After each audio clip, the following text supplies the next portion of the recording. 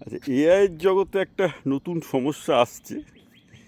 সেই নতুন সমস্যাটা হচ্ছে এই যে এআইয়ের লেটেস্ট যে মডেলগুলো, অর্থাৎ যেমন ধরুন অ্যানথ্রপিকের লেটেস্ট মডেল অপাস 5.0 বা ওপেন এআইয়ের 5.6, এগুলো কিন্তু আমাদের federal government, US federal government বলছে আগে তোমরা জনগণের কাছে রিলিজ করতে পারবে না, আগে ফেডারেল গভর্নমেন্ট রিভিউ করবে তারপর রিলিজ করবে। কারণ বলা হচ্ছে যে এই মডেলগুলোর বুদ্ধিমত্তা এত বেশি, এই বুদ্ধিমত্তা যদি চীন বা ভারতের মতো দেশগুলো পেয়ে যায় তাহলে তারা অনেক এগিয়ে যাবে। সুতরাং একটা দেশে কৃত্রিম বুদ্ধিমত্তাকে যেহেতু সেটা দেশটাকে এগিয়ে দিতে পারে স্ট্র্যাটেজিক্যালি, সাইবার সিকিউরিটি, সাইবার হ্যাকিংয়ের ভয় তো আছেই, প্রোটেক্ট করতে চাইছে সেই দেশ। যেমন ধরুন এমন 5.5 মডেলটা, যেটা ওপেন এআই আমি খুব ইউজ করি, সত্যি খুব অ্যাডভান্স মডেল।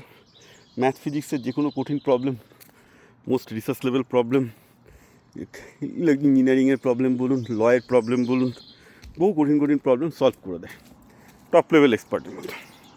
তো আমি তো এই মডেলটার উপর ভীষণ ডিপেন্ডেন্ট, সবসময় কাজ করছি। ঠিক আছে, আমি ইউএস সিটিজেন, আমার উপরে তো রেস্ট্রিকশন হবে না। সিমিলারলি ভারতে যারা কাজ করতে চাইবে ধরুন এই মডেলগুলো নিয়ে, তারা এই মডেলগুলো পাবে না। সুতরাং এখন যেটা দাঁড়াচ্ছে, চীন এবং ভারতকে, প্রত্যেকটা দেশকে তাদের নিজেদের মতো সভরেন এআই মডেল তৈরি করতে হবে। ভারত কাজ করছে, তো ভারতের মডেলগুলো অবভিয়াসলি এখন 5.5-এর বা 5.6-এর মানে ওপেন এআই 5.6 বা অপাস 5.0 থেকে অনেক পিছিয়ে, যেগুলো ফাউন্ডেশনাল মডেল। কিন্তু আমার ধারণা এগুলো এমন কিছু নয়, কঠিন নয় যেগুলো পারবে না করতে। বিকজ কীভাবে হচ্ছে এটা মোটামুটি 2-3 মাসের মধ্যে হয়ে যাচ্ছে, বা তারও 1 বছর 2 বছরের মধ্যে, তো তার আগেই হয়তো চায়না বা ভারত আমেরিকাকে ধরে ফেলতে পারবে।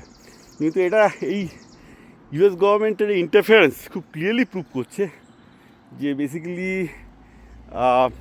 প্রত্যেকটা দেশকে তাদের সভরেন ফাউন্ডেশন মডেলগুলো তৈরি করতে হবে। সভরেন মডেল তৈরি করা, ফাউন্ডেশন মডেল তৈরি করা খরচ খুব বেশি, কোনো সন্দেহ নেই। কারণ ওপেন এআই তো লাস্ট প্রায় 7-8 বছর ধরে করছে, অ্যানথ্রপিকও প্রায় 5-6 বছর ধরে করছে। এদের বিলিয়ন্স অফ ডলার রিসোর্স আছে, সেই পরিমাণ রিসোর্স তো ভারতের নেই, চায়নার আছে, ওদের টাকা আছে, রাইট? বাট তাও ইন্ডিয়াকে করতে হবে। না হলে এখন যেটা দাঁড়াচ্ছে যে শুধু আর্টিফিশিয়াল ইন্টেলিজেন্সের জোরে দেখা যাচ্ছে যে ইউএস বলে দেবে যে তুমি এই কম বুদ্ধির বুদ্ধিমত্তা, আমি আবার রিপিট করছি, কম বুদ্ধির বুদ্ধিমত্তার গুলোকে দিতে পারবে বেশি বুদ্ধির বুদ্ধিমত্তা মডেলগুলোকে। যেমন লেটেস্ট 5.6কে আটকে দিয়েছে, আবার ওদিকে 5.0 অপাস আটকে দিয়েছে, তুমি দিতে পারবে না। সো এই ডিসক্রিমিনেশনটা কিন্তু আসতে চলেছে। অতএব আমি আশা করব যে ভারত এর আর্টিফিশিয়াল ইন্টেলিজেন্সের উপর যে ইনভেস্টমেন্ট, এটা আরও বাড়াবে। কারণ না বাড়ালে অবভিয়াসলি ডিফেন্স থেকে শুরু করে অনেক ব্যাপারে পিছিয়ে পড়বে। শুধু তাই নয়, ভারত আরও একটা প্রবলেম হচ্ছে যে কী করে এই latest state of the art মডেলগুলোকে কাজে লাগিয়ে তারা ডিফেন্স সহ বিভিন্ন জায়গায় কাজে লাগাতে পারে। That also be another interesting thing. কারণ এগুলো মডেলগুলো শুধু থাকলেই হবে না, মডেলগুলোকে কাজে লাগাতে হয়। কাজে লাগানোর মতো এইসব মডেলগুলো, এক্সপেন্সিভ মডেলগুলো কাজে লাগানোর মতো লোকও ভারতে কী করে তৈরি করা যায় সেগুলোও ভাবতে হবে।